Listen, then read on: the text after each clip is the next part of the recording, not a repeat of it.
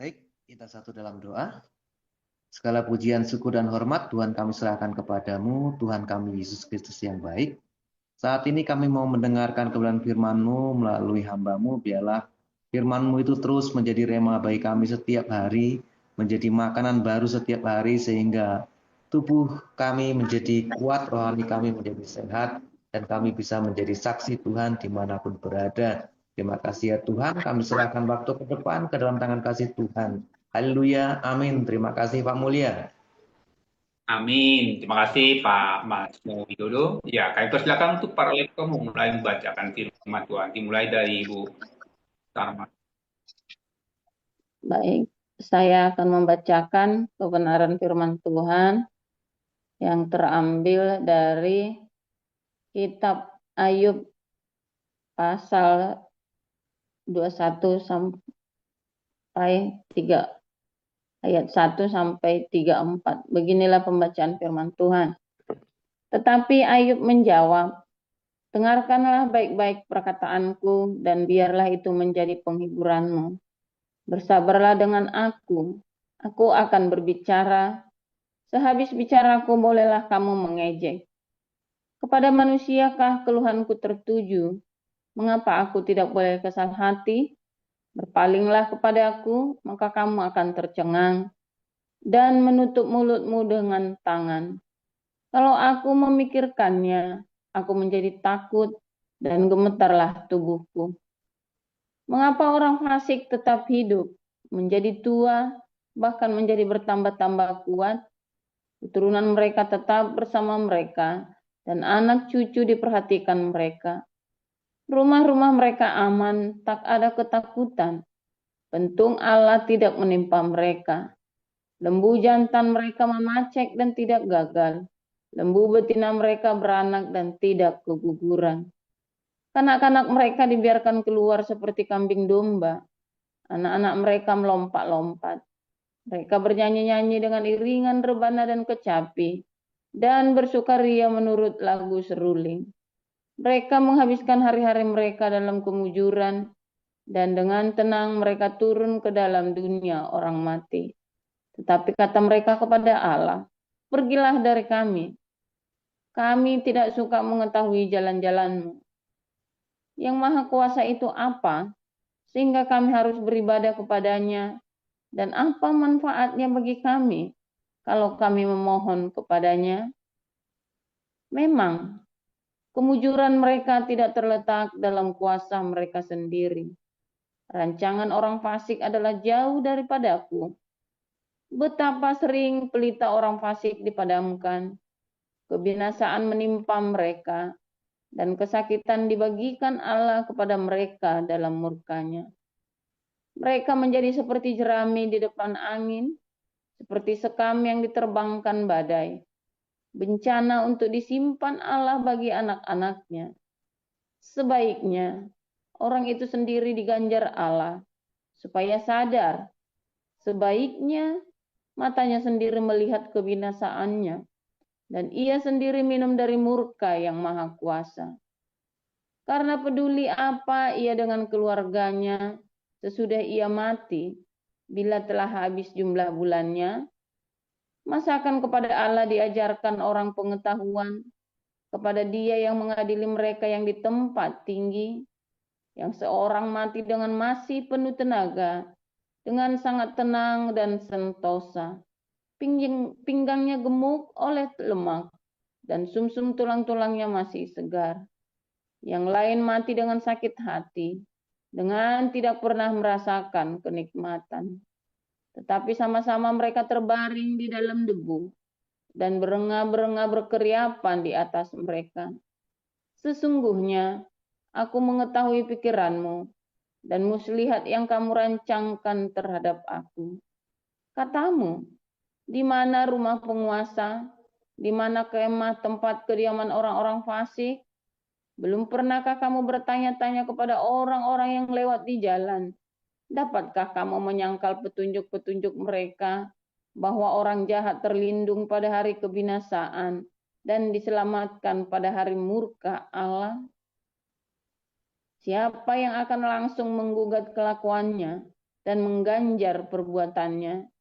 Dialah yang dibawa ke kuburan dan jiratnya dirawat orang. Dengan nyaman ia ditutupi oleh gumpalan-gumpalan tanah di lembah. Setiap orang mengikuti dia, dan yang mendahului dia tidak terbilang banyaknya. Alangkah hampanya penghiburanmu bagiku. Semua jawabanmu hanyalah tipu daya belaka. Demikian pembacaan firman Tuhan.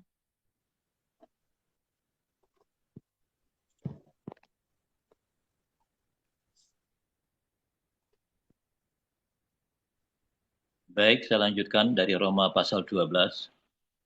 Karena itu, saudara-saudara, demi kemurahan Allah, aku menasihatkan kamu, supaya kamu mempersembahkan tubuhmu sebagai persembahan yang hidup, yang kudus, dan yang berkenan kepada Allah. Itu adalah ibadahmu yang sejati. Janganlah kamu menjadi serupa dengan dunia ini, tetapi berubahlah oleh pembaruan budimu, sehingga kamu dapat membedakan manakah kehendak Allah, apa yang baik, yang berkenan kepada Allah, dan yang sempurna.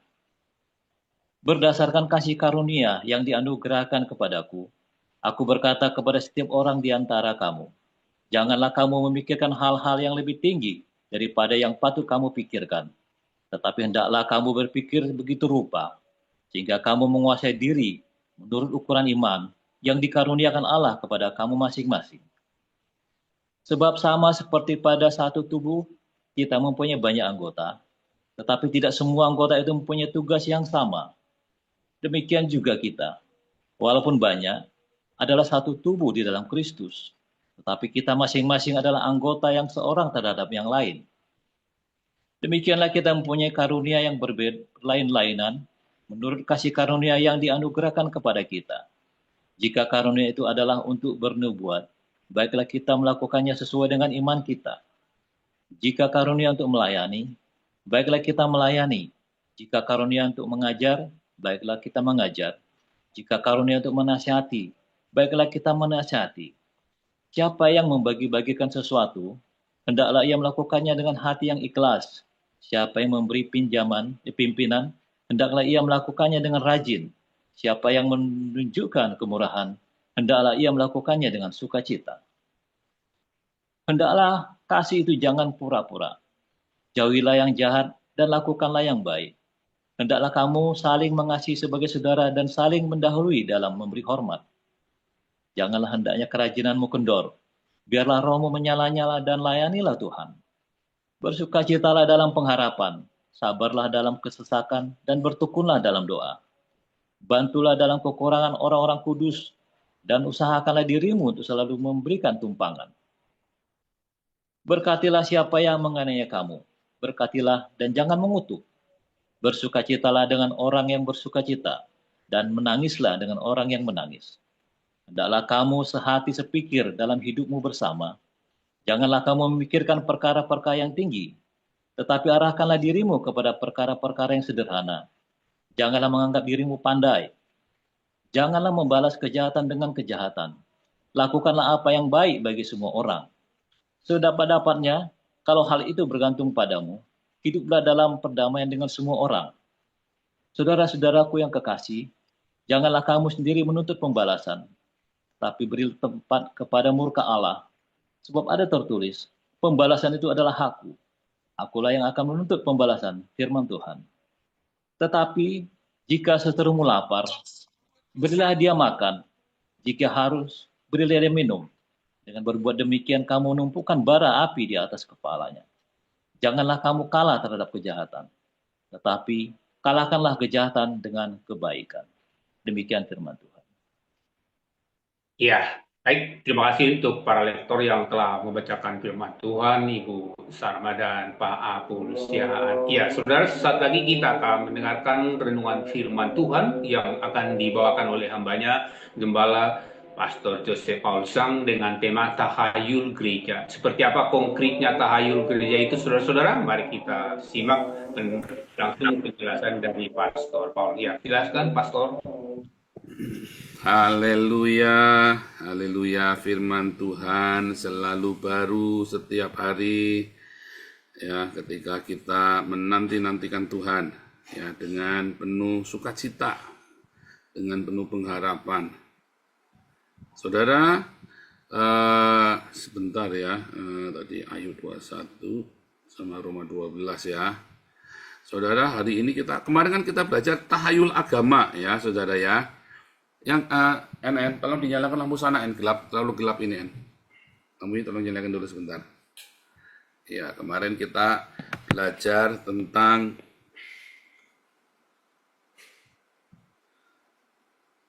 bentar ya. Tes suara saya bagus, Pak Mulia? Ya, bagus, Pastor. Ya. Saudara, kemarin kita belajar tentang tahayul dalam agama. Seru ya, saudara ya. Agama itu ada tahayulnya. Orang Kristen itu juga punya tahayul ya, saudara ya. Dan itu seringkali membuat kamu merasa tertuduh. Nah, di padang gurun itu tempatnya yang begituan tuh, saudara. Dan kamu goyah, kamu bingung. Sehingga kamu masuk dalam jebakan iblis. Ada tertulis ya, ada tertulis. Padahal dia ngomong ada tertulis, belum tentu ada tertulis begitu loh, saudara. Ya, belum tentu tertulis beneran. Ada tertulis, katanya setan ya kan. Sebentar, ada tertulis. Tetapi apakah konteksnya benar begitu? Ya kan? Hamba Tuhan nggak boleh marah-marah. Oh iya, hamba Tuhan memang nggak boleh marah-marah. Kok kamu marah-marah? Enggak, saya lagi marah. Saya bukan marah-marah, saya lagi marah. Boleh nggak hamba Tuhan marah-marah, saudara? Nggak boleh. Tiap hari kubrak-kubrak, nggak boleh, saudara. Tapi kalau hamba Tuhan, suatu hari dia marah, boleh nggak? Boleh, saudara. Boleh ya, hamba Tuhan marah. Tapi apa? Jangan sampai matahari terbenam sebelum reda amarahmu. Ya, boleh nggak marah, saudara? Boleh, kamu jangan ngomong hamba Tuhan nggak boleh marah, saudara ya. Nah, itu salah satu tahayul. Ya, ada tertulis. Hamba Tuhan itu ngomongnya harus yang baik-baik. Makanya ada tertulis juga. Ya, Nabi Yeremia bilang peler kuda loh, saudara. Ada tertulis juga. Ya, Musa bilang bangsa bajingan. Ya, ada tertulis juga loh. Ya kan? Mas, Anda mau dengarkan yang mana coba? Hamba Tuhan ngomongnya harus yang baik-baik. Oh, saya kan ngomong yang baik. Sama Pak Mulya ngomongnya saya selalu baik. Sama Marcel saya ngomongnya selalu baik. Jengkel kayak apa sama Marcel saya ngomongnya selalu baik. Ya sedikit teriak ya Sel. Sedikit teriak paling. Sedikit teriak. Cuma teriaknya saya kan ya volumenya udah dol lah gimana saudara. Iya kan? Tapi nggak boleh marah-marah. Ya saudara ya. Tiap hari ketemu Marcel bawanya pengen ngapa nggak boleh tuh saudara. Lagi Marcel sudah capek masak ya seminggu 2 kali udah babak belur juga ya. Boleh nggak nih saya marah-marah nih sama apa Dokter Ido? Ini banyak yang beasiswa banyak yang belum terima nih. Marah-marah nggak boleh saudara. Kalau marah, ya alasannya apa marah? Kan harus ada alasannya. Marah pun harus ada alasannya. Suatu ketika saya marah sekali sama Santi Amar. Hari itu saja saudara. Besoknya saya sudah nggak marah. Saya marah sekali. Karena Santi Amar itu janji sama saya, tapi nggak tepati janjinya.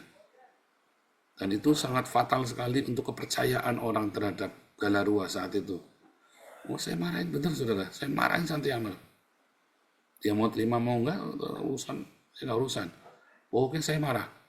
Dan dia sudah janji sama saya. Nah, tetapi saya tidak marah-marah. Setelah itu kan saya nggak pernah kan. Ya, saudara, saya pernah marah sama Lianti. Marah. Tapi saya tidak marah-marah. Kalau Lianti sering marah-marah sama kita ya. Semua udah banyak yang diomel-omelin sama dia. Nah, tapi kan Siliwangi diomel-omelin sama Lianti, ditolong juga, dibantu juga tuh Siliwangi ya kan. Malah diomel-omelin begitu rupa kan. Yang orang hatinya baik, orang dia niat mau nolong. Cuman kan kebiasaan dia mau kalau menolong orang kan ngomel-ngomelin dulu kan. Maksudnya supaya kamu tahu ini uang itu bukan turun dari langit begitu, makanya kamu diomelin dulu. Ini uang juga dapat nyari.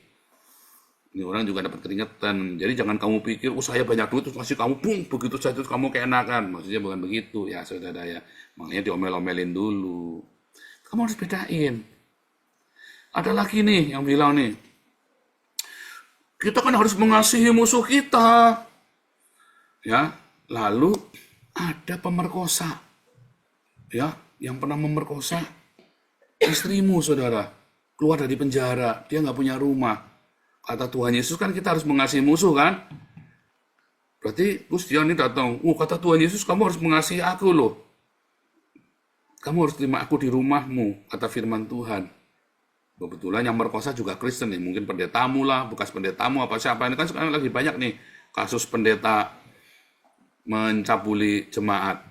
Ya nggak sebanyak orang Islam lah. 1:2 juta atau 1:3 juta kasus lah. Ya, tapi ada nih lagi tren nih kan, kita udah ketemu 2 kasus ini kan. Pendeta yang mencabuli jemaatnya. 2 kasus ya nih ya, untuk kita dalam 5 tahun ini ya. Dalam 5 tahun ini saya ada dengar 2 kasus. Lalu pendeta ini keluar dari penjara nih suatu ketika. Padahal dia sudah pernah mencabuli istrimu. Apakah dia boleh tinggal di rumahmu, saudara? Kan kamu harus mengasihi musuhmu. Nggak boleh, saudara. Goblok itu namanya. Itulah sebabnya Tuhan Yesus bilang apa? Kasihilah musuhmu. Dia itu musuh. Kamu tidak perlu kamu, ya karena kamu mengasihi, kamu tidak perlu menaruh musuhmu di rumahmu. Bodoh kamu. Ya, sekali dia mencabuli istrimu, besok dia cabuli anakmu. Kamu jadi jemaatnya, kan aku disuruh mengasihi Pak, pendeta sudah mencabuli istriku. Aku disuruh mengasihi Pak, suruh mengampuni. Kamu mengampuni dia. Tapi kamu jangan berjemaat di situ lagi. Kalau kamu masih di situ, maka kamu tolol. Ada pendeta mencabuli istrimu, kamu masih tetap di situ berjemaat. Karena aku harus mengampuni. Nah, itu namanya tahayul Kristen itu. Nggak ada ajaran Kristen ajaran Tuhan Yesus mengajar gitu, nggak ada tuh saudara. Nanti anakmu dicabuli, ya kan? Yang ada ayatnya kasih makan kalau dia lapar. Udah kamu tidur di sana jadi gelandangan dong Pak, nggak apa-apa. Kalau dia lapar kita kasih makan. Kalau dia haus kita kasih minum. Tapi kamu jangan masuk rumahku, nggak boleh. Kalau kasus KDRT, kan kita harus mengasihi. Nggak boleh, kamu tinggalkan suamimu. Kalau suamimu ngebuki kamu, tinggalkan. Yang tidak boleh kamu ceraikan. Masalahnya dalam beberapa kasus, kalau tidak cerai, kalau di Indonesia, maka kamu kudu kumpul lagi kan. Jadi perlindungan hukumnya jadi kurang. Nah itu kamu harus tanya bener-bener tuh. Tetapi kalau suamimu KDRT sama kamu tiap hari, ya kok nggak boleh pisahan, siapa bilang? Kamu boleh bertalak. Tinggalkan, itu suamimu gebukin kamu. Jangan mati konyol. Ya kan, banyak orang udah berani ninggalin suaminya karena katanya Pak Pendeta enggak boleh. Apalagi kalau di gereja Katolik keras ya, saudara ya. Keras tuh masalah perceraian di gereja Katolik itu sangat keras ya. Sampai hari ini di Eropa juga masih sangat keras. Ya kamu tetap harus tinggalin, masa kamu digebukin, goblok kamu namanya. Tuhan Yesus bilang apa? Kasihilah musuhmu. Berilah mereka makan, berilah mereka minum. Ya, kalau dia lagi susah, kita tolong, tapi jangan sampai bawa masuk dia ke rumahmu. Karena dia bisa akan hajar kamu lagi. Itu namanya musuh. Makanya dibilang musuh. Ya, saudara ya. Ada lagi nih, tahayul lagi nih. Ya, ini saya cerita nih tahayul ya, yang dalam agama Kristen yang di padang gurun, membuat kamu tuh ya di padang gurun ada tertulis. Kamu pikir itu ada tertulis, saudara? Kamu pikir itu ada tertulis, padahal enggak ada. Hamba Tuhan itu harus berbuat baik sama semua orang. Oh iya, berbuat baik dong. Kita kasih makan, kita kasih minum, kita kasih seminggu 2 kali, kita kasih tumpangan di pastorinya Hagios di Belanda, kan berbuat baik. Tapi kalau dia berkhianat, jangan di sini dong. Kamu keluar dari sini. Kan tetap harus baik. Nanti akan merugikan kamu, saya, dan orang yang tidak terlibat. Saya kan sudah berbuat baik sama kamu. Kamu tidur di luar. Jangan di sini. Kalau suatu ketika kamu ada masalah, saya akan bantu kamu. Ya, saudara ya. Hamba Tuhan kan harus menerima tumpangan. Ya, berilah tumpangan kepada setiap orang. Terus saya mau dikasih tumpangan orang, tidak jelas begitu, saudara.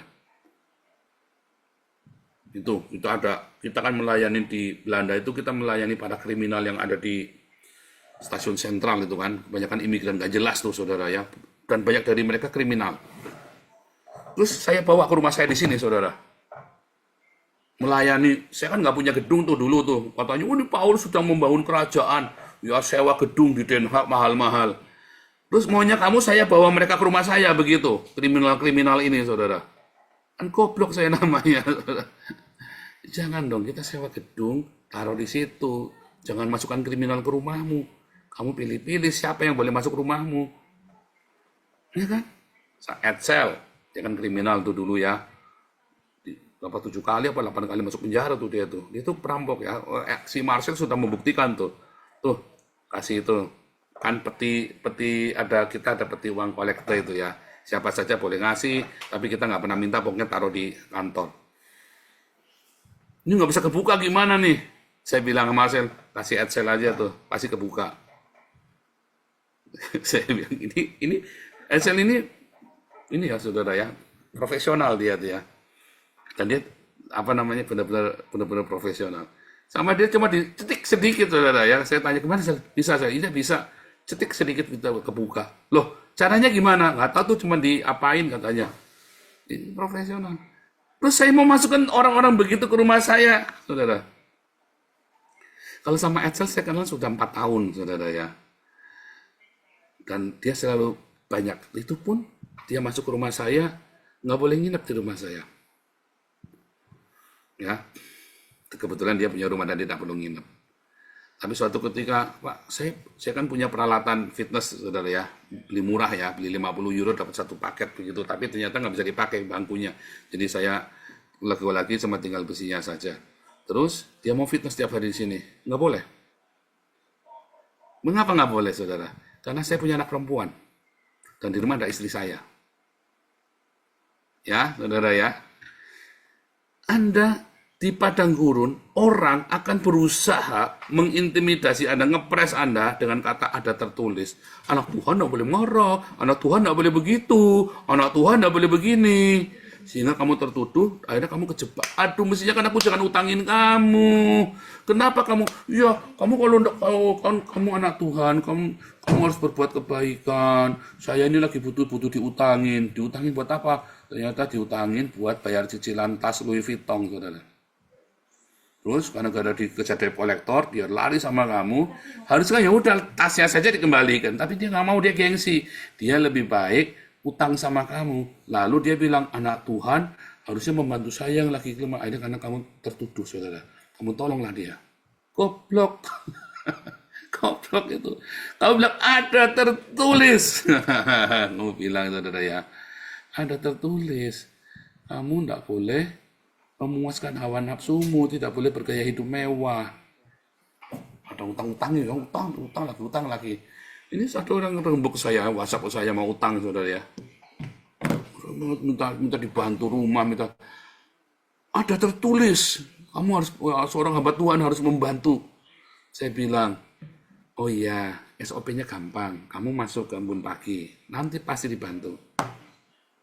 Sesuai SOP. Masuk aja enggak mau, saudara. Maunya minta duit. Saya bilang, kamu ini emang bajingan.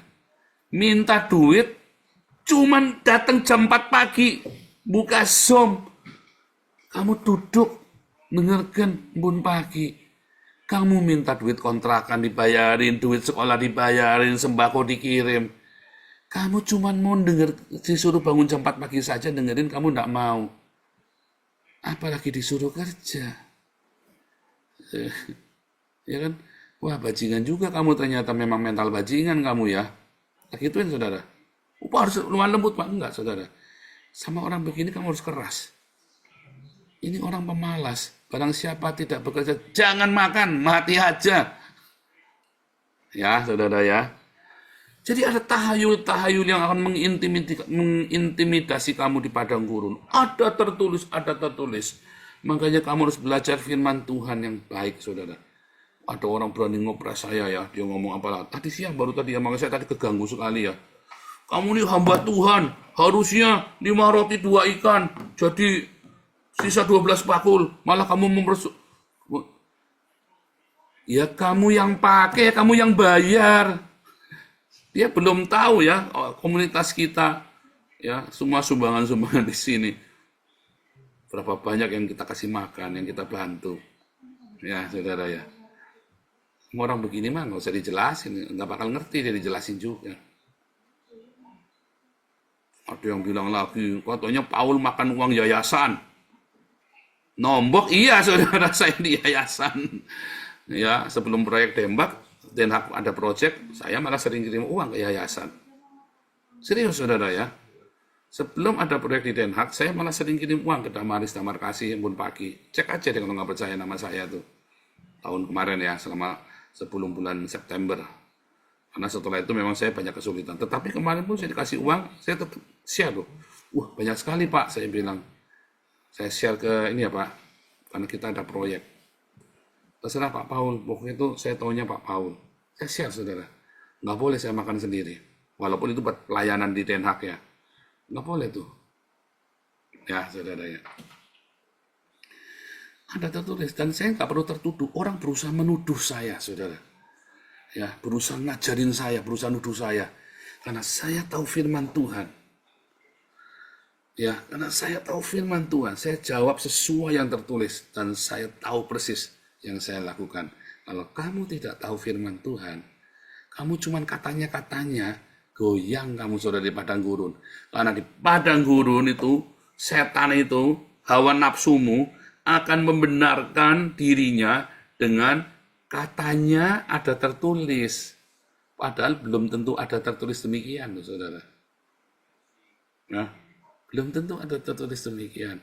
Makanya, kamu dengarkanlah Embun Pagi tiap hari. Supaya kamu belajar firman Tuhan tiap hari di sini.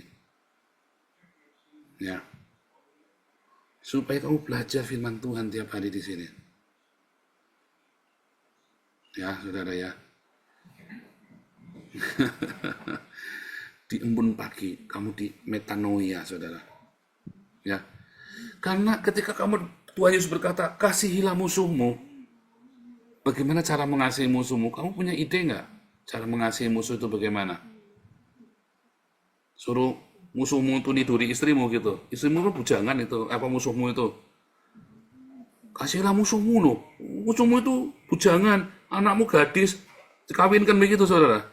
Dia lagi cari istri itu, kasihan ya. Ada ya saudara ya. Saya pernah ketemu, loh kenapa dulu menikah? Iya dulu kan sebetulnya dia dulu nyusahin kita begini, terus saya kasihan. Dia nggak punya istri, jadi saya nikahkan sama anak saya. Goblok ini kebetulan ada di ini ya di Tegal saudara ya. Goblok, ini orang goblok bener ya. Jadi tadinya dulu mereka nggak baik keluarganya. Terus karena kasihan katanya ya, dinikahkan sama anaknya. Orang digerakkan dengan piti. Makanya saya selalu bilang, piti itu bukan mercy, saudara. Saya banyak nolong orang di pastori, dan kita banyak nampung orang ya, saudara ya. Saya siap kapanpun mereka mentung saya. Jengkel ya jengkel. Tapi saya selalu siap kapanpun dibentung. Karena saya bukan piti, saudara. Saya mercy, saya mau tolong. Dan saya jaga sejauh mana saya tidak bahaya. Jangan sampai kamu nolong orang, kamu bahaya, saudara. Membahayakan dirimu. Itu namanya kamu piti, goblok, naif. Di padang gurun cobaan-cobaan seperti itu banyak. Supaya kan kamu kan pengennya baik kan. Supaya banyak pahalanya, supaya dibukain jalan. Tapi bukannya kamu nolong orang, bukannya kamu mendapat jalan, dapat pahala. Ya, palelu, saudara ya. Malah dipentung kamu ke palelu. Hati-hati di padang gurun. Banyak ya. Ada tertulis. Ya, pietisme, kesalehan-kesalehan palsu.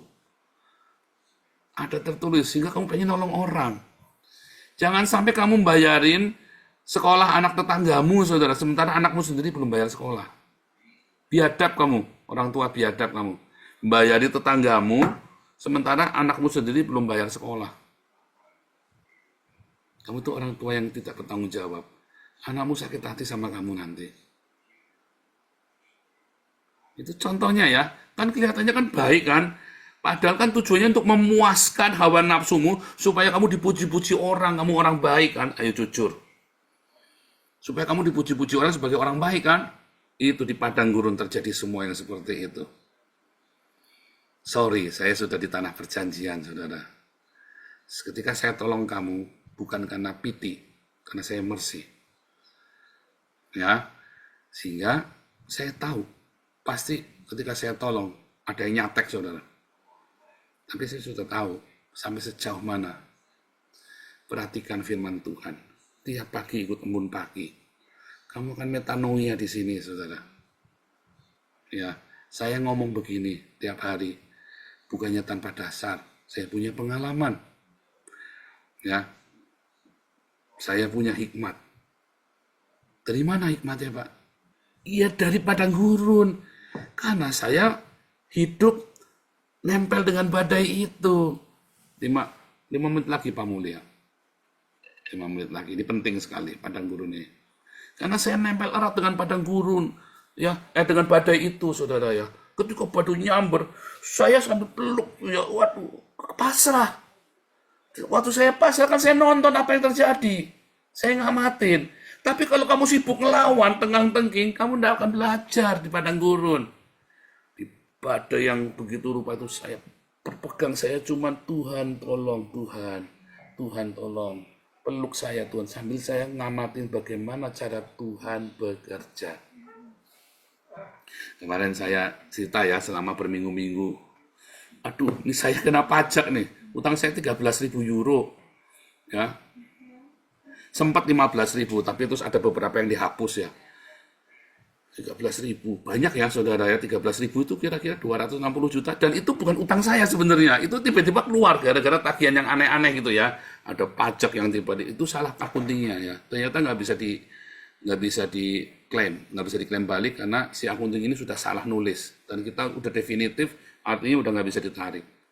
Akhirnya kita berapa kali Kementerian manggil kita ya, kantor pemerintah untuk membantu. Katanya membantu, cuma dipanggil-panggil itu malah saya habis waktu di sana, nggak dibantu-bantu. Alasannya karena ternyata penghasilan kamu cukup. Emang cukup. Saya tidak minta dibantu uang, saya minta kamu tolong dibantu saya ditunda dulu supaya tahun ini saya stabil. Yang separuh jangan dikejar. Ini kan semua dikejar semua 13.000 tuh. Tiap bulan saya harus bayar 1.000, saudara. Ya. Nah, disitulah. Akhirnya saya, udah kamu kerja apa? Istri hamba Tuhan, nggak boleh. Kamu harus kerja lainnya. Istrimu kerja apa? Yang bantuin kita lah, kita pelayanan. Nggak boleh, saudara, harus kerja. Akhirnya, udahlah saya jadi supir taksi, apa-apa ya, waktu itu ya. Itu cara Tuhan baik ya, saudara ya. Saya bergumul Tuhan, kalau saya mau jadi supir taksi Tuhan, saya tinggal impor kecap dari Indonesia, banyak yang mau suplai saya. Saya diminta bolak-balik, dimintai tolong buat impor, saya nggak mau. Saya bilang nggak mau. Kenapa nggak mau? Saya sudah janji sama Tuhan, nggak kerja sekuler. Berapa banyak pengusaha, Pak, kamu buka cabang di situ, Pak, pegang situ, Pak, bantuin. Nungguin aja. Anak saya boleh nggak yang nungguin? Jangan, Pak, Bapak yang nungguin. Saya nggak boleh, kalau boleh anak saya yang nungguin. Kalau saya nggak boleh. Coba bayangin. Kalau saya mau usaha, mau kerja sekuler, Tuhan, saya gitu ya sama Tuhannya. Saya bukannya nggak mau jadi supir taksi, Tuhan. Enak jadi supir taksi itu. Positifnya banyak. Tapi masalahnya bener nggak Tuhan? Jangan-jangan saya ntar salah. Tiba-tiba anak dapat kerjaan ya, saudara ya. Tiba-tiba anak dapat kerjaan. Ya, nungguin orang tua ya, saudara ya. Sok gitu ya. Part-time ya, saudara ya, part-time. Tiba-tiba semua masalah-masalah selesai ya, saudara ya. Setelah kita berkali bolak-balik, saya sambil nunggu. Saudara, saya kan baru beli mobil baru ya, saudara ya. Saya baru beli mobil baru.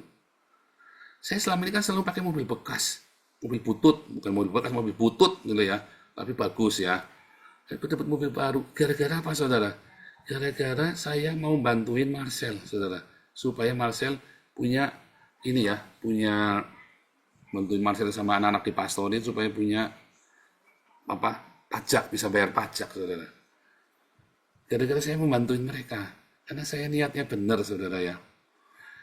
Saya akhirnya kan bikin perusahaan, ya, bikin sebuah perusahaan. Dari situlah saya bisa dapat mobil baru, saudara. Padahal selama ini saya ngadep-ngadep sama Pak Yusuf itu ya, kita udah pergi ke showroom kali. Nggak bisa, saudara. karena saya penghasilannya kurang. Penghasilan saya kurang dan saya tidak punya slip gaji. Tetapi kemarin gara-gara saya bantuin anak-anak di pastori itu, ya rezeki anak soleh saudara ya. Udah, mobil yang lama itu saya jual buat DP. Saya bawa pulang mobil baru. Tadinya saya pikir mau pakai taksi ya, Pak supir taksi saya sendiri, aduh Pak, pakai mobil baru, memang mau taksi gitu ya, mau ke Grab. Tapi tiba-tiba satu demi satu Tuhan selesaikan dengan cara Tuhan yang ajaib. Ya, setelah saya cek lagi, deg-degan tiap bulan ya saudara ya. Loh, kok sekarang utangnya mungkin cuma tinggal 20% kali dari 13.000 itu ya. Cuma tinggal sekitar 3.000-an mungkin ya. Ajaib ya saudara. Saya bilang, ya ampun Tuhan, satu-satu bisa kelar ya. Padahal tiap bulan kita masih nombokin buat kasih makan di Den Haag ya saudara ya. Oke, janji 5 menit sudah selesai. Itulah saudara di padang gurun. Kalau kamu sudah sampai ke tanah perjanjian, itu pun kita masih ada perjuangan, kamu tetap tenang saja saudara. Karena kita sudah punya pengalaman padang gurun. Makanya saya sambil cerita, sambil ketawa-tawa saudara. Iya kan? Ya tenang saja ya. Paling jadi supir taksi. Sekarang kita tidak perlu jadi supir taksi. Tuhan tolong ya saudara. Bisa kelar semua satu-satu dengan cara yang ajaib. Haleluya, Pak Mulia. Terima kasih waktunya. God bless you.